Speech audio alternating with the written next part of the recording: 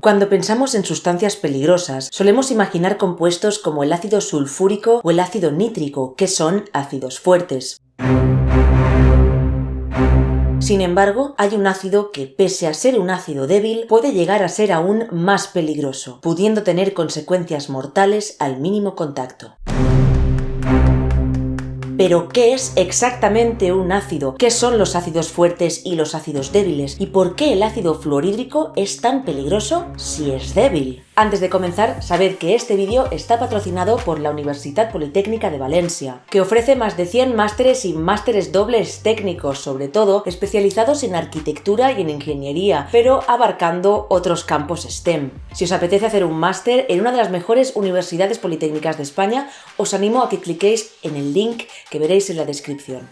Hoy en Science Matters hablamos del ácido fluorhídrico, que es el ácido que aparece en Breaking Bad y que, pese a ser un ácido débil, es muy peligroso para las personas o el tejido vivo en general. Hoy veremos por qué y además veremos si es posible deshacer una persona, un animal o un cuerpo con este ácido, que es lo que ocurre en la mítica escena de la bañera en Breaking Bad. Pero para poder hacer eso, primero os voy a tener que romper el cerebro un momento con una frase, y es que un vaso de agua no contiene solo H2O. De hecho, es un poco más complejo, y es que cuando tenemos un vaso de agua como este, en realidad las moléculas de agua están sufriendo una reacción química constantemente. Lo que ocurre es que cuando dos moléculas de agua chocan, Ana, dibuja dos moléculas de agua, venga, con su oxígeno y sus dos hidrógenos.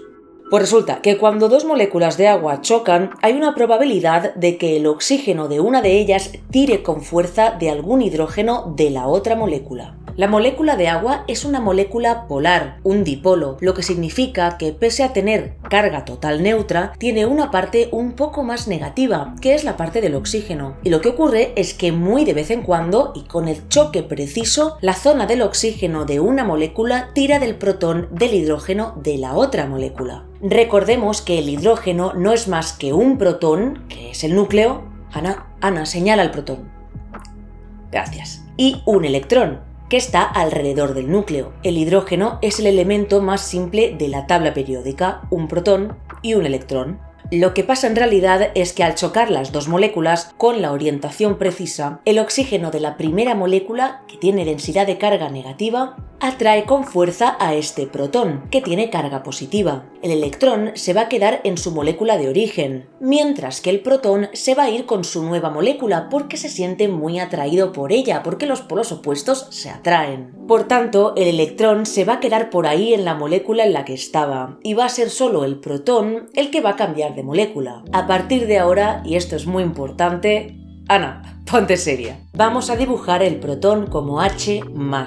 ¿Por qué? Porque un átomo de hidrógeno que ha perdido su electrón queda cargado positivamente. Decimos que es un catión hidrógeno, que es lo mismo que decir protón, porque no le queda nada más. Ha perdido su electrón, pues solamente es un protón. Esto es importante porque casi siempre cuando hablamos de protones en química los escribimos como H+, ¿vale? H+ igual protón, partícula subatómica de carga positiva para los amigos. Por tanto, vemos que, como resultado final de este choque entre moléculas de agua, tenemos algo con un oxígeno, 3 hidrógenos y un electrón de menos, y por tanto carga neta positiva, y algo con un oxígeno, un hidrógeno y un electrón de más, y por tanto carga neta negativa. Ana, ¿puedes simplificar todo esto que acabamos de ver en una sola frase? Sí, tienes razón, mucho mejor resumido en una ecuación que en una frase. ¿Y qué es lo importante de esto? Pues entender que las moléculas de agua hacen y deshacen esto constantemente, están en equilibrio, de manera que en un vaso de agua, en realidad, no solamente tenemos H2O como tal, sino que tenemos estas cosas también, a las que llamamos ion hidronio e ion hidróxido. Esta reacción es fundamental en la química y se conoce como autoionización del agua. La gran mayoría, la vastísima mayoría de moléculas en un vaso de agua se van a encontrar en este estado, es decir, que la mayoría van a ser moléculas de H2O, pero vamos a tener un cierto número, que es extremadamente bajo, no importa, de iones hidronio e iones hidróxido. Y además tenemos la misma cantidad de cada uno. Y aquí es a donde quería yo llegar con esto, y es que el químico S.P.L. Sorensen introdujo en 1909 una escala del 0 al 14, que nos indican la concentración de iones hidronio e iones hidroxilo. Esta escala es, como algunos habréis adivinado, el pH. Si aumenta el número de iones hidronio, el pH del agua baja y tenemos una solución ácida. Si en lugar de eso aumenta el número de iones hidroxilo, entonces el pH aumenta y tenemos una solución básica o alcalina en este caso. Como en el agua pura idealmente tenemos la misma concentración de iones hidronio e iones hidróxido, cada vez que se forma uno también se forma el otro, tenemos un pH neutro, se compensa. No es ni alto ni bajo, sino que es pH neutro, es pH 7. Pero entonces, ¿cómo cambiamos el pH del agua? Pues aquí es donde necesitamos un ácido o una base. En 1887, un químico sueco llamado Svante Arrhenius formuló su teoría de los ácidos y las bases. Él decía que una base es una sustancia que incrementa el número de iones hidróxido en el agua, por ejemplo, añadiendo más iones hidróxido al agua. Tal cual. Mientras que un ácido es cualquier sustancia que incrementa el número de iones hidronio, lo cual se consigue fácilmente con sustancias que liberan protones al agua, porque a los protones no les gusta estar sueltos en el agua, así que se unen a una molécula de H2O, formando hidronio. Entonces, bajo la definición de Arrhenius, una base sería una sustancia que soltaría iones hidróxido en el agua y haría aumentar su pH, mientras que un ácido sería una sustancia que a través de añadir protones haría disminuir el pH del agua. Sustancias conocidas que al disolverse aumentan el número de iones hidróxido en el agua, hay muchas, como la sosa cáustica o el hidróxido de potasio, siendo ambos componentes típicos de productos de limpieza como los que usamos para desatascar cañerías. Son sustancias que al disolverse en el agua han liberado gran cantidad de iones hidróxido. La alta concentración de iones hidróxido puede hacer que al tocar o mojarnos con una base ocurran cosas como quemaduras, corrosión o que haya procesos de saponificación en contacto con nuestra propia grasa de la piel, ya que estos iones son responsables de la formación del jabón cuando reaccionan con ácidos grasos. O sea, pueden transformar tu grasa en jabón. Not funny, porque puede llevar a la necrosis del tejido. Por eso hay que tener sumo cuidado cuando utilizamos productos como la sosa cáustica, precisamente porque es una base de Arrhenius fuerte. Y cuando decimos que es una base fuerte, simplemente queremos decir que cuando disolvemos un trozo de NaOH, sosa cáustica, en agua, en el laboratorio lo solemos tener de hecho en forma de bolitas blancas, pues siempre se disocia. Es decir, que todos los bloques NaOH se separan, dando un ion sodio, Na+, y un ion hidróxido, OH-. Siempre se separan, así que tenemos el máximo número posibles de iones hidróxido en el agua. En cambio, hay otras bases como el hidróxido de magnesio que al disolverse en agua no se disocian por completo, sino que entran en un equilibrio. Se generan iones hidróxido, pero vuelven a formar el hidróxido de magnesio. Hay un equilibrio ahí. Por tanto, tenemos una base que no tiene tanta capacidad de liberar iones hidróxido. Por lo general, las bases fuertes van a tener una capacidad corrosiva mayor que las bases débiles. Por tanto, las bases de Arrhenius son sustancias que consiguen aumentar el pH del agua mediante la liberación de iones hidróxido. Pero, por supuesto, también tenemos una larga lista de sustancias que al disolverse en agua consiguen aumentar el número de iones hidronio, aportando protones al medio. Estos serían los ácidos de Arrhenius. Estos ácidos son sustancias que al disolverse en agua le proporcionan protones. Recordemos que los dibujamos como H+. Ejemplos de ácidos serían el ácido clorhídrico o el ácido nítrico. Recordemos que estos protones que liberan estas sustancias no están muy cómodos dando vueltas por sí solos en el agua y siempre se unen a una molécula de agua, formando un ion hidronio. Por tanto, proporcionar protones al agua es, de manera directa, incrementar el número de iones hidronio y, por consiguiente, disminuir el pH. Por lo general, la presencia de gran cantidad de iones hidronio, la acidez, puede provocar la desnaturalización de proteínas, quemaduras y una gran variedad de cosas, aunque nuestro propio cuerpo necesita sustancias en sitios específicos con un pH muy bajo, como el pH vaginal, que oscila entre el pH 3,8 y 5, o el ácido gástrico, que tiene un pH alrededor de 1. Y de la misma manera que hemos visto con las bases, también tenemos ácidos fuertes y ácidos débiles. Un Un buen ejemplo de ácido fuerte es el ácido clorhídrico, aunque también lo son el ácido nítrico o el ácido sulfúrico. El ácido clorhídrico se disocia por completo en agua, es decir, que siempre que tenemos HCl en agua, este libera siempre el protón, se desprotona. Y las soluciones que tenemos de HCl en agua suelen ser extremadamente ácidas, dependiendo de la concentración. Por ejemplo, el HCl al 38% en agua tiene un pH de 1.1. Sin embargo, también hay ácidos débiles. Es el caso del ácido cuyo nombre es el título de este vídeo, uno de los ácidos más peligrosos y mortales de todos los que existen. Con todos ustedes, el ácido fluorhídrico, también conocido como ácido hidrofluórico. El ácido fluorhídrico consiste en un átomo de flúor y un átomo de hidrógeno, que al entrar en contacto con el agua se disocian, pero no por completo, sino que están en equilibrio. Es entonces un ácido débil que no tiene la misma capacidad que otros ácidos de proporcionar protones al agua. De hecho, una de las concentraciones más populares del ácido fluorhídrico es el 49% en agua, lo cual proporciona un pH de 3,4 aproximadamente. Y para que os hagáis una idea, el zumo de limón tiene un pH entre 2 y 3, que es un pH más ácido que el del ácido fluorhídrico. Y entonces, ¿qué tiene de peligroso este ácido? ¿Cuál es su misterio?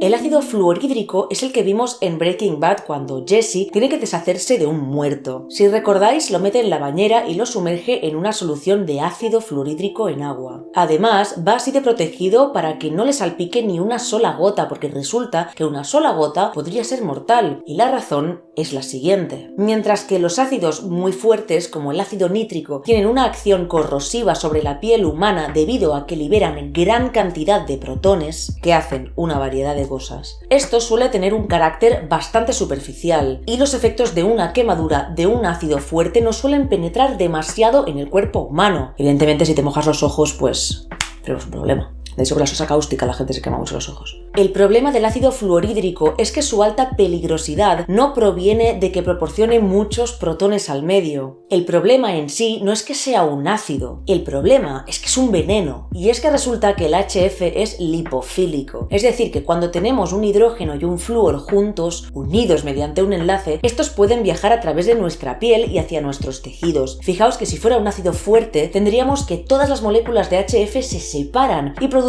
un protón y un ion de flúor, pero al ser un ácido débil, seguimos teniendo moléculas de HF, que pueden penetrar en nuestra piel ya que son lipofílicas, les gusta la grasa, y entonces penetran. Una vez en el tejido, las moléculas pueden disociarse y liberar protones e iones de flúor, fluoruros, lo cual puede tener graves consecuencias. Y es que los fluoruros hacen varias cosas, pero sobre todo se unen a nuestro calcio, disminuyendo los niveles de calcio en sangre peligrosamente y causando una gran variedad de síntomas. Si entráramos en contacto o inhaláramos ácido fluorhídrico sin querer, es posible que no viéramos o sintiéramos nada a priori, porque sus efectos no siempre son inmediatos. El HF penetraría en nuestro cuerpo y liberaría fluoruros que interactuarían con nuestro calcio, entre otras cosas, lo cual dañaría severamente nuestras células y podría provocar necrosis en nuestros tejidos y desmineralizar nuestros huesos, además de producir debilidad muscular, convulsiones y posibles arritmias cardíacas con un resultado fatal. Es importante remarcar que cualquier persona que sospeche haber estado en contacto recientemente con este ácido debe buscar ayuda médica de inmediato y no dejarse engañar por no sentir nada en el momento del contacto, ya que los síntomas pueden tardar en aparecer y podría ya ser demasiado tarde. Pero entonces, ¿quién en su sano juicio utilizaría este ácido? Podrías preguntar. Pues resulta que este ácido es importante en muchos procesos de microelectrónica y circuitos. De hecho, yo misma, weird flex, lo utilicé durante mi tesis de máster y no me ha pasado nada, ¿sabes? Sigo aquí. Existe un proceso muy conocido llamado wet etching, en el que se utiliza este ácido para arrancar material de diversos sólidos como el óxido de silicio. Tú meterías tu material dentro del baño de ácido y este se comería fácilmente parte de la superficie. Este procesado se suele hacer dentro de una sala blanca y además requiere varias capas de traje protección. Evidentemente hay que pasar una serie de trainings y protocolos para aprender a vestirse y para aprender a trabajar con esta sustancia. Con las medidas de seguridad adecuadas no tiene por qué ocurrir ninguna desgracia. Y ya os digo, a diario miles de personas trabajan con este ácido, tanto en la industria de los semiconductores y la microelectrónica como en otros campos, como los pesticidas y la limpieza. En definitiva, el ácido fluorhídrico es corrosivo porque es un ácido, sí, pero su principal problema y la razón por la que es tan peligroso no es la corrosividad propia de los ácidos, sino su toxicidad, pues es un potente veneno de contacto, que además ataca silenciosamente. Muchas veces no te enteras. Como curiosidad, os diré que parece ser que este ácido no tiene la capacidad de disolver un muerto entero fácilmente como en Breaking Bad. Se ve que ha habido algunos experimentos con ratones que ya estaban muertos, que han demostrado que el hueso y los dientes se disuelven bien, pero el resto de tejidos no terminan de desaparecer con un baño integral de ácido fluorhídrico. Por tanto, meterte en una bañera de ácido fluorhídrico te va a matar seguro, pero no te va a hacer desaparecer como por arte de magia y hacerte un licuado. Seguramente te convertirá en una amalgama. Aunque una cosa que sí me gusta mucho como aparece en la serie es que se disuelve la bañera, y es que este ácido suele disolver bastante bien algunas cerámicas. Así que la bañera sí podría haberla deshecho quizá, dependiendo un poco del material exacto con el que estuviera hecha.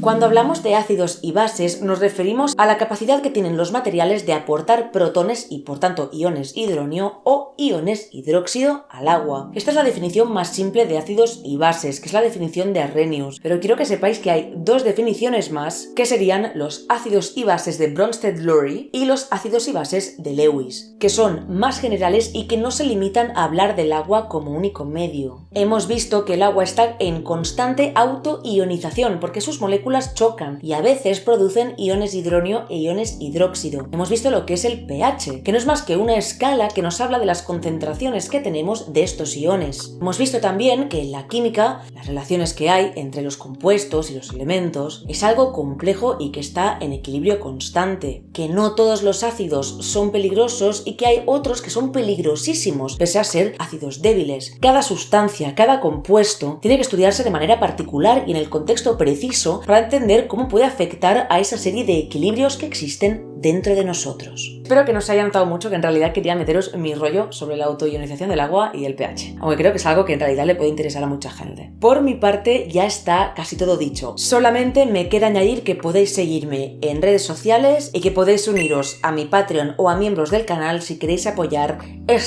mi maravilloso canal. Hoy hemos estado escudriñando un poquito el mundo de lo pequeño, como los átomos y las moléculas y la parte de la química, para entender el mundo de lo grande, ¿no? Que son los ácidos, que es el pH, demostrando una vez más, por supuesto, que el tamaño importa.